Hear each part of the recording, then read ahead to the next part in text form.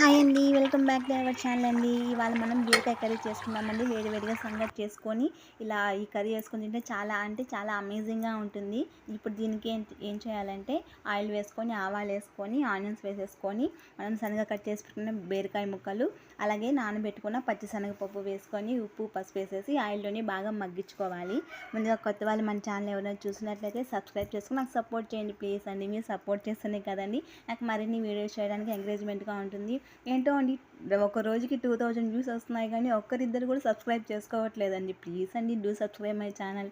ఇప్పుడు కారం, ధనియా పౌడర్ వేసేసి ఆయిల్లో మగ్గించుకున్నాక తగిన వాటర్ వేసేసుకొని కాసేపు అలా ఉడికించుకోవాలి. ఇప్పుడు ఏంటంటే చాప్ చేసుకున్న వెల్లుల్లి, అల్లం కూడా వేసేస్తే ఆ ఫ్రెష్ ఫ్లేవర్ అనేది బాగా తెలుస్తుంది, చాలా బాగుంటుంది. వీడియో నచ్చితే లైక్ చేయండి, షేర్ చేయండి, సబ్స్క్రైబ్ చేయండి. Please do subscribe my channel అండి. చూసారా, మన టేస్టీ కర్రీ అనేది రెడీ అయిపోయింది. ఇప్పుడు వేడివేడిగా సర్వ్ చేసుకుని